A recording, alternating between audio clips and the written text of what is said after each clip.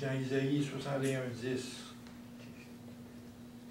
je me réjouirai en l'Éternel, mon âme sera ravie d'allégresse en mon Dieu, car il m'a revêtu des vêtements du salut.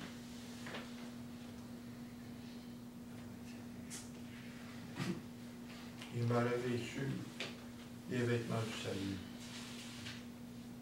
Amen. Jésus est notre justification en nous. C'est notre justice. Lui a tout pris sur lui pour nous.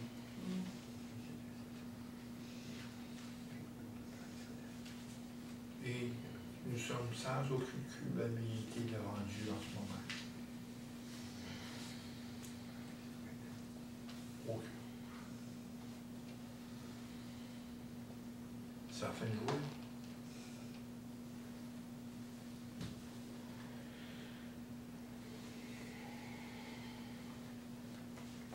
Tu vois que la source de la joie qui vient du salut nous donne de l'allégresse dans la louange, comme on fait ce matin, au début, en louange de son nom et des actions de grâce. Ça nous met dans une allégresse pour chanter, pour louer le Dieu. Parce que si on n'a pas cette joie-là, oubliez ça, là, Dieu n'est pas avec nous. Là. Dieu n'est pas avec nous. Dieu n'est pas avec nous. Parce qu'on n'a pas le fruit de l'esprit. Vous n'avez pas l'amour de Dieu en vous qui agit, qui est manifesté. Mais quand cet amour se manifeste en nous, ça amène de la joie et de la paix. Ça nous tranquillise.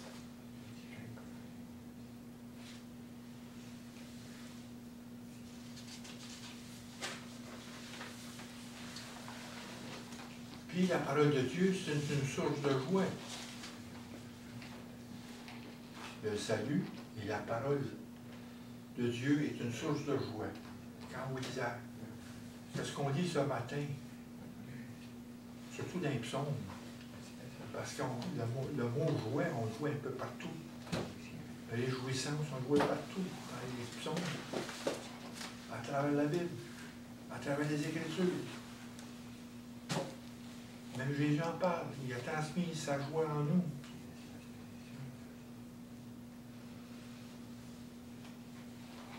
Dans Jérémie 15:16.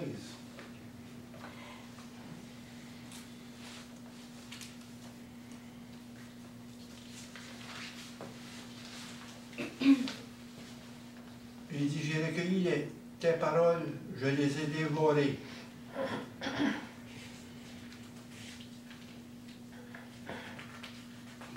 Tes paroles ont fait la joie et l'allégresse dans mon cœur. Je répète, j'ai recueilli tes paroles. Je les ai dévorées. Pas juste les lire. C'est garder la parole en profondeur. Prier sur la parole. Quand vous regardez la parole en profondeur, vous regardez plus loin que l'encre. Ça vous pénètre. Ça vous marque. Et ces paroles ont fait la joie et l'allégresse dans mon cœur. Ça nous rassure. Ça nous amène la paix. Si vous êtes confus, si vous êtes distrait, si vous êtes déprimé, allez dans le bois, asseyez-vous sur une roche. C'est juste une métaphore. Je ne dis pas de faire ça, mais allez vous recueillir avec la parole dans la tranquillité.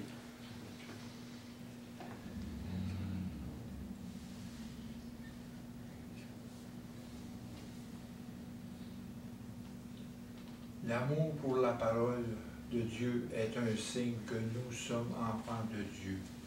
L'amour pour la parole. C'est un signe. Si on a cet amour, cette soif, c'est un signe qu'on est enfant de Dieu et que son esprit est en nous. Pouf! Le danger qu'on court, c'est de lâcher lire la parole. C'est un danger. J'ai eu un témoignage là-dessus cette semaine. Le type a lâché. Puis il était carrément perdu. Sa vie a retourné de bord. Il est revenu. Mais graduellement, à force de lire la parole, comme dans les pains quotidiens, dans d'autres versions, dans les autres programmes, il a commencé à lire la parole petit à petit, à avoir l'appétit. Il est revenu.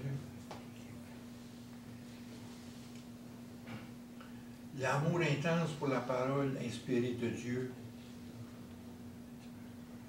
l'isolement et la solitude sont le prix à payer pour notre loyauté envers Dieu et sa droiture. Je le dis bien, l'amour intense pour la parole inspirée de Dieu, l'isolement et la solitude sont le prix à payer pour notre loyauté envers Dieu et sa droiture. L'amour pour la vérité. Si on voit ici, encore on lit là, Paul, qu'est-ce qu'il dit ici? Dans Philippiens 1, verset 4, ne cessant de toutes mes prières pour vous tous, de manifester ma joie au sujet de la part que vous prenez à l'Évangile. Depuis le premier jour jusqu'à maintenant. C'est que la plénitude de la joie est inséparablement liée. La joie est liée à la fidélité de sa parole. Quand on est loyal à la parole de Dieu. C'est là que vient notre joie.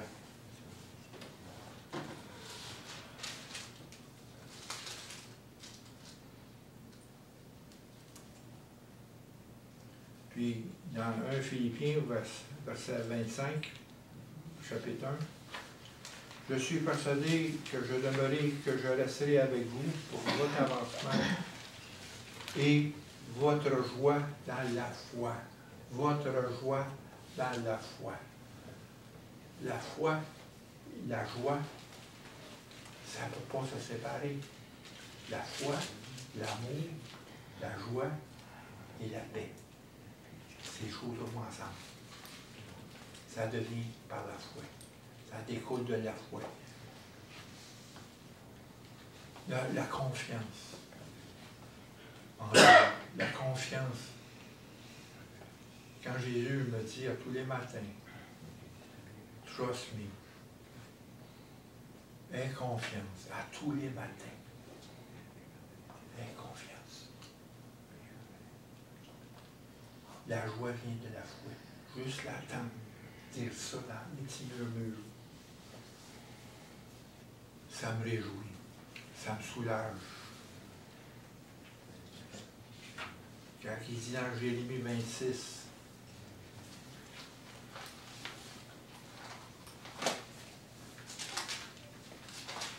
« 3, je crois.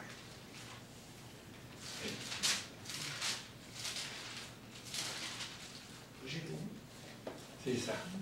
Jérémie 26, 3. À celui qui est ferme dans ses sentiments,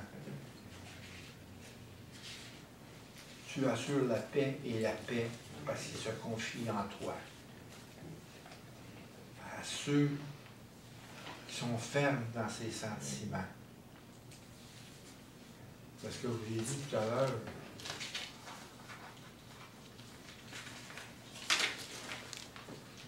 que la joie, c'est un sentiment de contentement basé sur l'amour.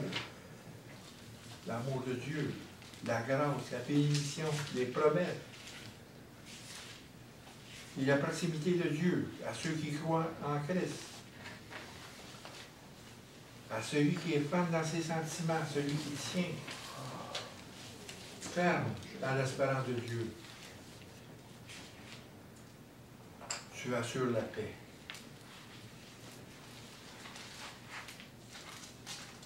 Dans Isaïe 40, au verset 10, 41, 10. Je ne crains rien, je suis avec toi. Ne promène pas tes regards inquiets, je suis ton Dieu. Je te fortifie, je viens à ton secours. Hey. Et au verset 13. Car je suis l'Éternel ton Dieu qui fortifie ta droite. Quand on apprend à marcher, notre Père nous a appris par notre main droite. Apprendre à marcher. Quand on a pris quand tu te levé, c'est la même chose. Dieu nous apprend à marcher avec lui. Il nous prend par la main droite. Et qui te dit, ne crains rien, je viens à ton secours.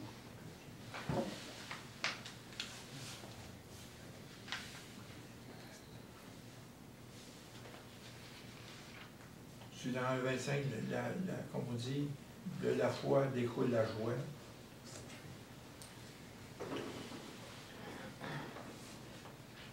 Comme il dit dans Jean 15, 11, qu'on a vu tout à l'heure, je vous ai dit ces choses afin que ma joie soit en vous et que votre joie soit parfaite.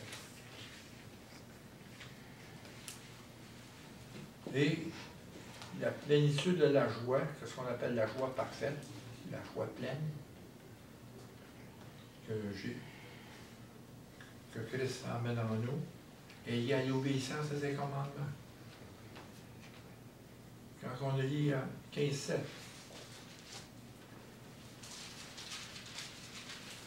Jean 15, on revient à ça, verset 7. Si vous demeurez en moi et mes paroles demeurent en vous, demandez ce que vous voudrez, cela vous sera accordé. Si vous demeurez et que mes paroles demeurent en vous.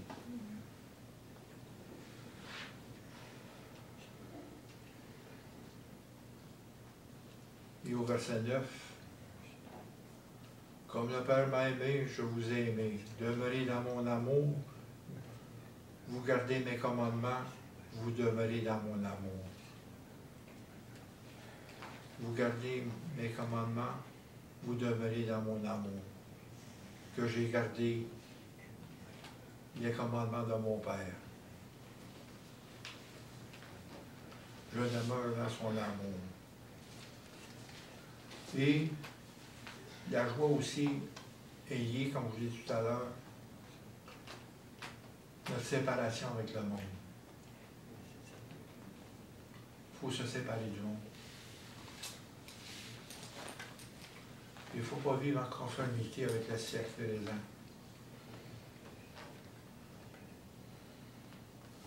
Dans Jean 17, la prière de Jésus, au chapitre 13, au verset 13 à 17. Et maintenant je veux à toi. Je dis ces choses dans le monde, afin qu'il y ait en eux ma joie parfaite. Je leur ai donné ta parole et le monde les haït, parce qu'ils ne sont pas du monde, comme moi je ne suis pas du monde. Je ne te prie pas de les aider du monde, mais de les préserver du mal. Ils ne sont pas du monde, comme moi je ne suis pas du monde. Sanctifie-les par ta vérité, la parole et la vérité.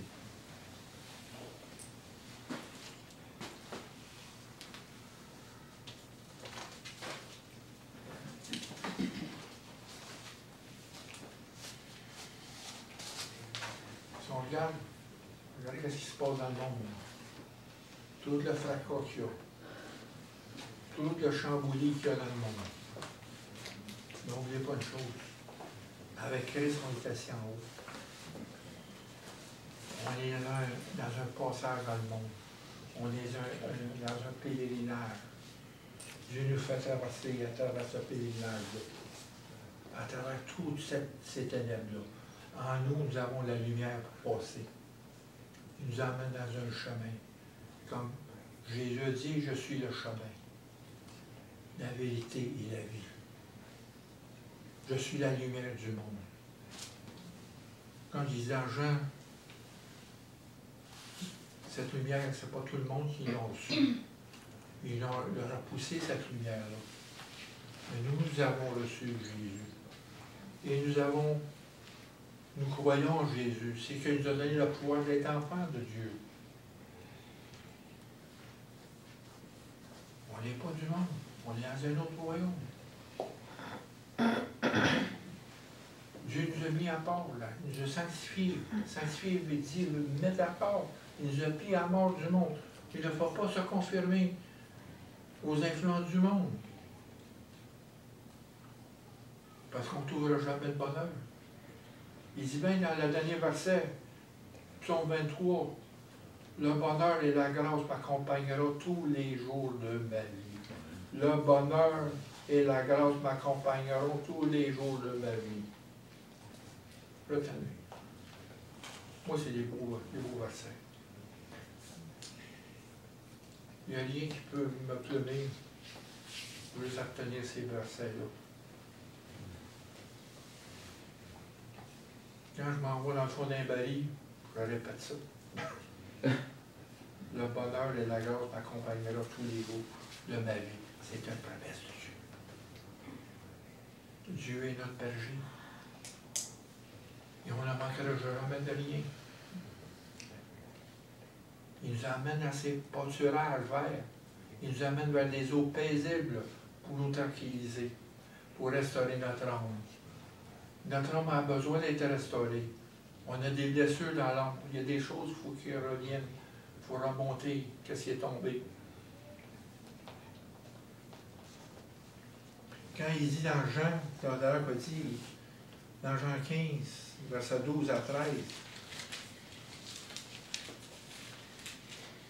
ceci est mon commandement, aimez-vous les uns les autres, comme je vous ai aimé. Aimez-vous les uns les autres comme je vous ai aimé. Il n'y a pas de plus grand amour que donner la vie à ses amis. La fidélité dans l'amour pour Christ.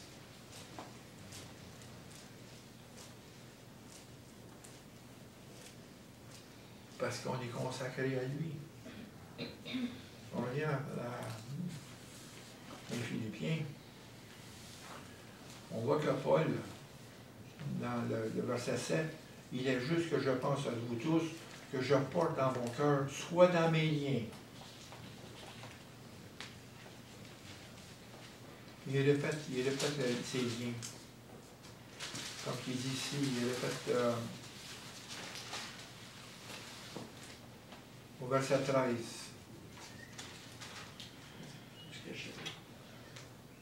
En effet, dans tout le prétoire, ça veut dire dans toute l'Église, partout ailleurs, nul n'ignore que c'est pour Christ que je suis dans les liens. C'est pour Christ que je suis dans les liens.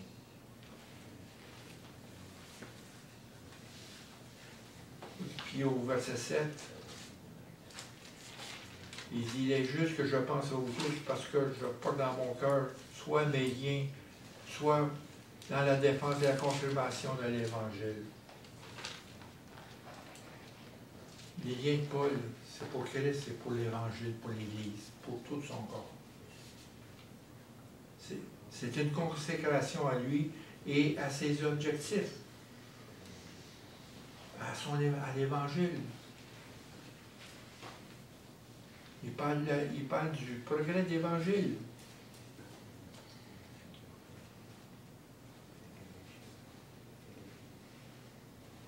Verset 12.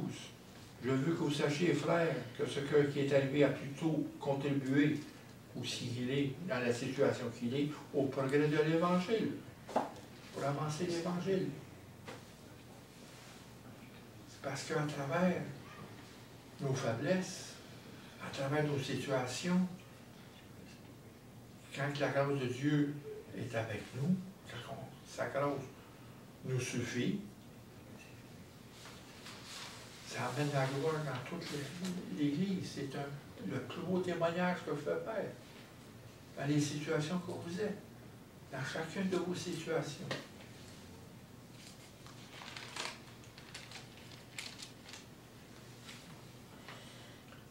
Et et l'amour pour les autres.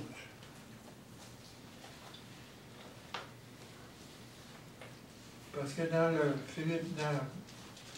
deuxième chapitre de Philippe,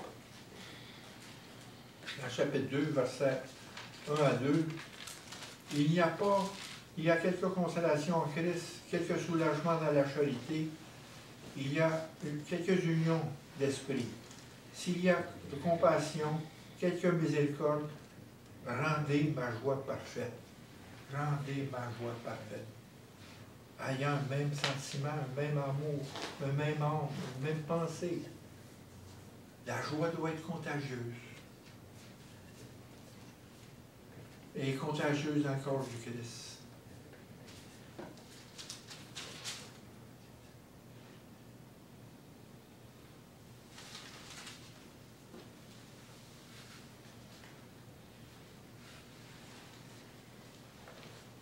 Comme il dit, aimez-vous les uns les autres comme je vous ai aimé.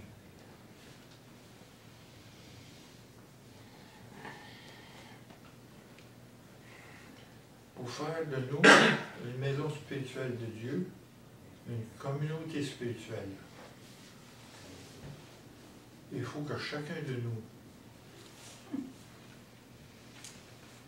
soit connecté, attaché avec Christ en haut, avec son amour, avec sa paix, sa joie. Il faut réellement connecter dans nos vies, en haut. Tant que ce n'est pas fait, on ne peut pas avoir une relation. Parce que l'unité, comme il dit dans Éphésiens 4, l'unité vient par l'esprit et non pas par la doctrine. L'unité est spirituelle. Elle vient de l'Esprit Saint.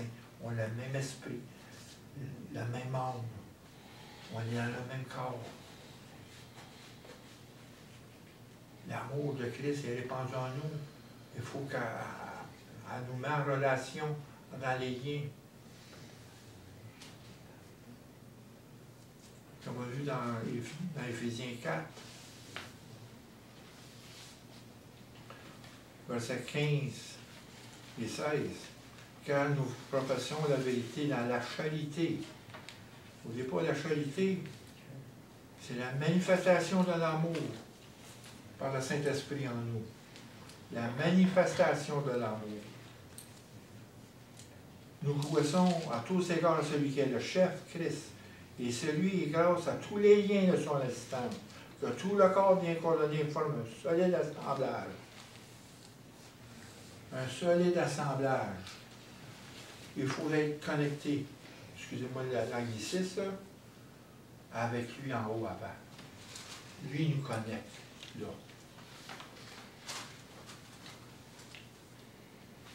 Si on a des difficultés, allez vers lui en haut, avant. Seigneur, apprends-moi comment aimer. Apprends-moi comment prier pour cette situation. Apprends-moi. Parce que c'est important.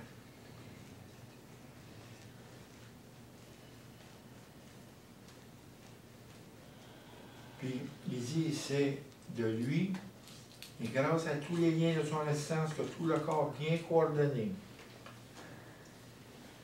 En termes anglais, qui peut fitter ensemble. Un bon fit, un bon assemblage. Formant un solide assemblage, tire son accroissement selon la force qui convient à chacun de ses parties, s'édifie lui-même dans la charité.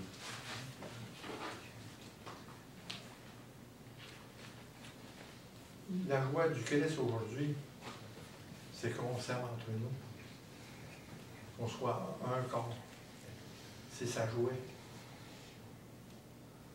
Il est venu pour ça.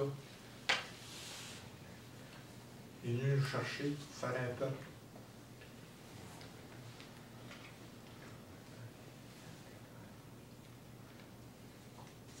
Puis quand il dit, réjouissez-vous toujours dans le Seigneur, c'est aussi quand il dit ça, dans le Seigneur, c'est dans son corps.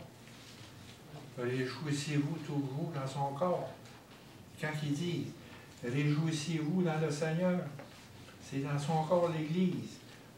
Et que votre douceur soit connue de tous les hommes. La joie qui nous amène une douceur, une expression des sentiments. C'est un support moral et spirituel. On ne va pas dissocier la joie et la paix et la charité.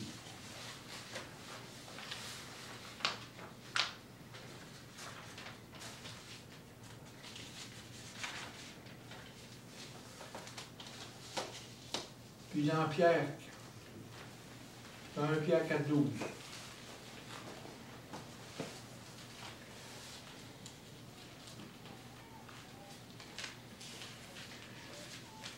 Bien-aimés, ne soyez pas surpris comme d'une chose étrange qui vous arrive, de la fournaise qui est au milieu de vous, pour vous éprouver. Et au verset 13. Verset 13. Réjouissez-vous au contraire de la part que vous avez aux souffrances de Christ. Réjouissez-vous. Afin que vous soyez aussi dans la joie et dans l'allégresse lorsque la gloire apparaîtra. Passez à les Philippiens, au chapitre 3. Il dit bien, afin de connaître Christ, la puissance de ses réactions et la communion de ses souffrances.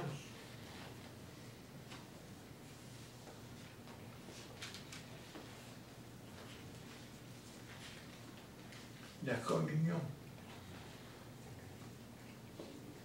Il dit après ça, dans Pierre 4, au verset 14, « Si vous êtes outragés pour le nom de Christ, vous êtes heureux, parce que l'Esprit de gloire, l'Esprit de Dieu repose sur vous. »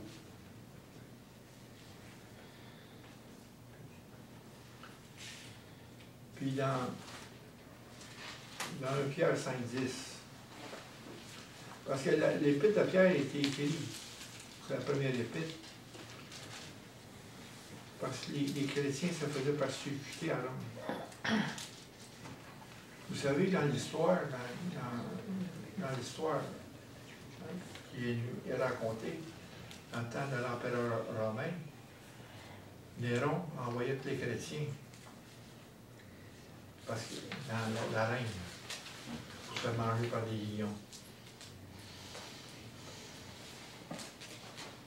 Et les chrétiens, quand ils arrivaient là, il y avait une joie. Un peu comme on l'a vu tout à l'heure dans Hébreux 12, la joie qui nous est réservée. Ils savaient la même chose. Ils se faisaient manger, il y avait une joie. Et ça a fait sauter Néron. Néron a mis le feu à Rome, mettre le dos sur les chrétiens. La joie a fait un effet contraire sur lui.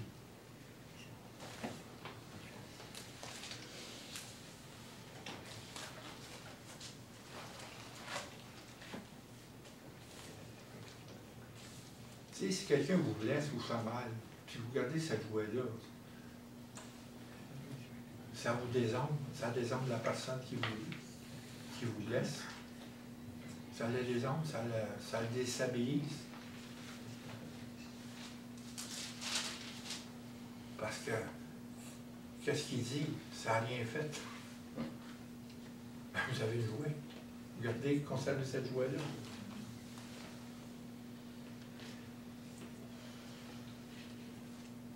Dans 1 Pierre, chapitre 5, verset 10, « Le Dieu de toute grâce qui vous a appelé en Jésus-Christ à sa gloire éternelle, après vous aurez souffert un peu de temps, vous perfectionnera lui-même, vous affermira, vous fortifiera, vous rendra inébranlable. »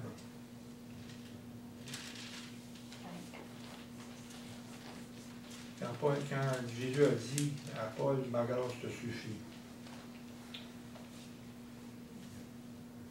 Paul l'avait imploré de venir lui a enlevé l'écharpe qui était dans sa chair. Mais Dieu a dit, ma grâce te suffit.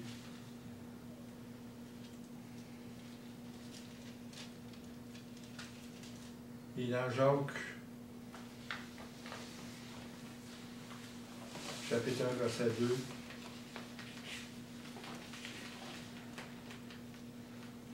mes frères, regardez comme un sujet de joie complète les diverses épreuves auxquelles que vous êtes exposés. Regardez.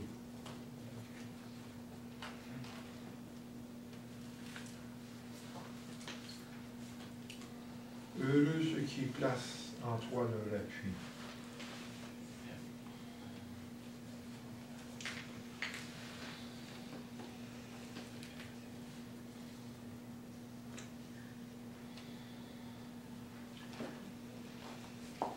Dans le psaume 126,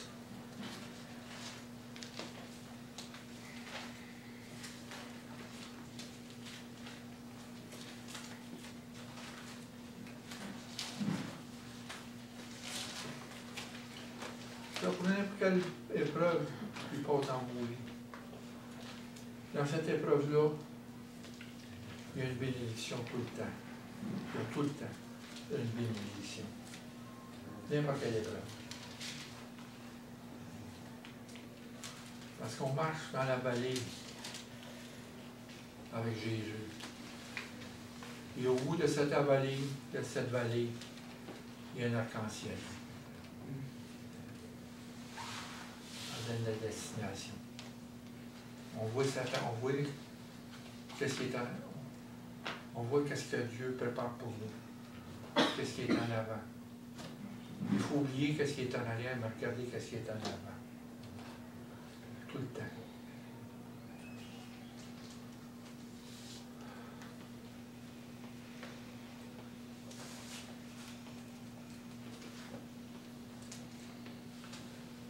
Psaume 126, versets 5 et 6. Ceux qui moissonnent avec des larmes, moissonnent avec des chants d'allégresse.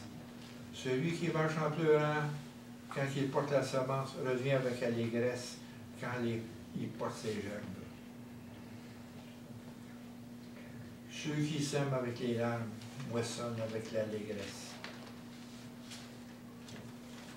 Et celui qui marche en pleurant, quand il porte la semence, revient avec l'allégresse, quand il porte ses germes. Et au psaume 84, ça c'est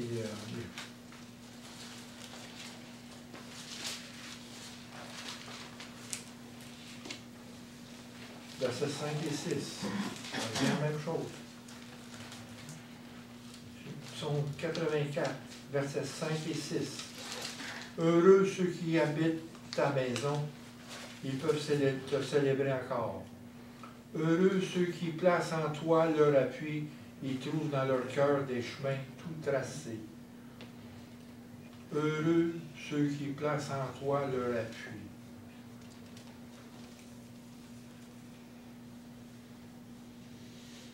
Ils trouvent dans leur cœur des chemins tout tracés. Lorsqu'il traverse la vallée de Baca, il la transforme en lieu plein de sources. Et la pluie couvre aussi de bénédictions. La vallée de Baca, c'est la vallée des pleurs.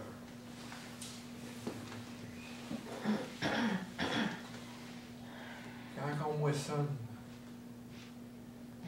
avec les larmes, on les colle avec les larmes.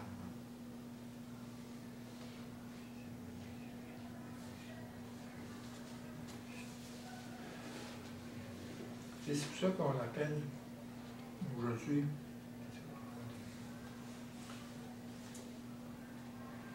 on est là pour s'appuyer.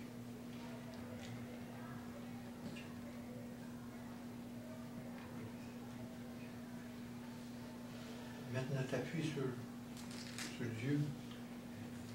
Il est en nous. Quand il dit tout dans le cœur des chemins tout tracés, c'est des chemins remplis de joie et de paix. me rappelle une fois, je vous l'ai dit encore, j'ai eu ces larmes-là. Une fois, je me rappelle, au cimetière, quand tout le monde était parti, je fermais le rideau, j'en battais la terre sur le cercueil. En battant ma pelle dans la terre, j'ai commencé à pleurer. Pleurer, pleurer, pleurer. Mais c'est des larmes de joie, parce que je savais qu'elle était ma sœur. Je lui disais bonjour, au revoir.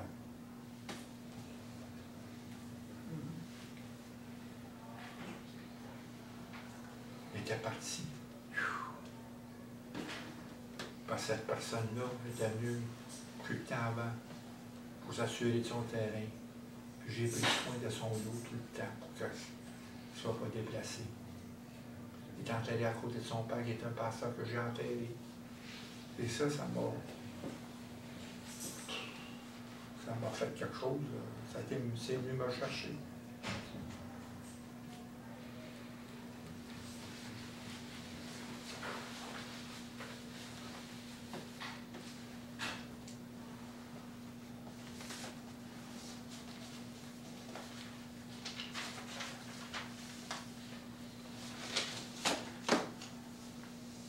En conclusion,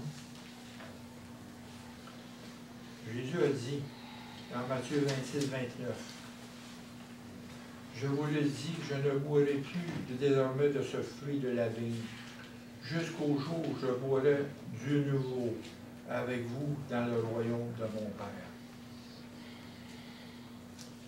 Matthieu 26, 29. « Je vous le dis, je ne boirai plus désormais de ce fruit de la vigne. »